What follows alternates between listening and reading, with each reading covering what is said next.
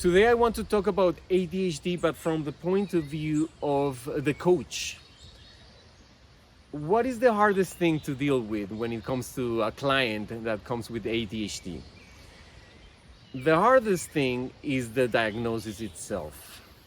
As long as the client believes that I have a real thing called ADHD, and that it's a real thing, genetic thing that has been passed to me, it's going to be really hard to work with that person.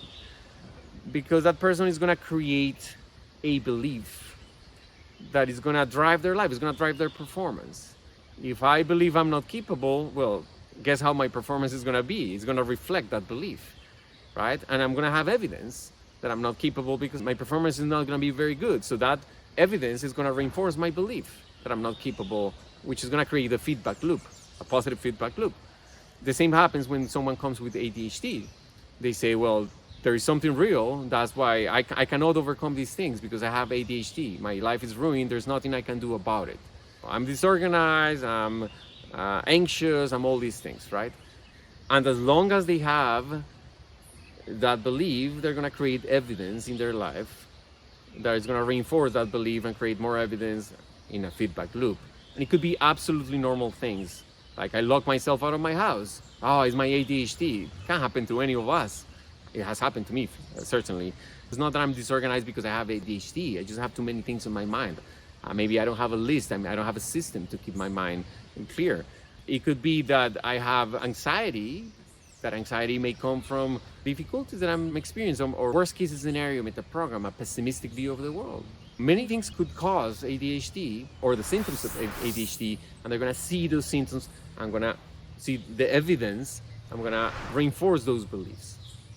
Now, the first thing we need to do is to make them doubt that belief, that ADHD is real, that they cannot overcome it. In order to do that, we have many tools that we can use. First, we can present evidence that these may not be true. And after that, we can use any of the patterns of the sleight of mouth, for example. Let's think about one counterexample. I may ask the client for an exception to the rule. Let's imagine that the client comes with saying that they have ADHD because they feel anxious, they are procrastinating every time they want to do this project. They want to start a YouTube channel, and every time they want to do it, they feel anxiety, they feel resistance, they're disorganized, they end up not doing, procrastinating, and end up watching Facebook. The worst thing you can spend your time on. And I tell them, okay, counterexample, have you ever found yourself doing something that you wanted to do and actually found yourself doing it? Where you didn't have any procrastination, where you didn't have any anxiety or any resistance? And they may say, yes, I actually, with this other activity, I never really procrastinate with that. I find zero resistance, I just do it. So I ask them, okay, what is the difference? What makes it that you don't have the resistance, that you don't procrastinate? They say, well, because I know everything that I need to do. I have done it hundreds of times, so I just know what I'm doing, and it's really easy. I have lots of confidence. So which immediately brings into play that what's maybe causing this procrastination is not ADHD, it's just the fact that they have no confidence in this area of making videos. So I tell them, okay, let's imagine that you had amazing confidence, that you had been doing this for a while, or that you took a program about how to speak, how to make videos, or how to do this project that you want to do, and that you really believe in yourself and what you're talking about. Do you think you would have that procrastination? And normally they start thinking and saying, no, I don't think so. I think I would do it. I wouldn't feel that resistance. So tools like these can help us break that belief, and they can outframe that belief and say, oh, it may be then my lack of confidence.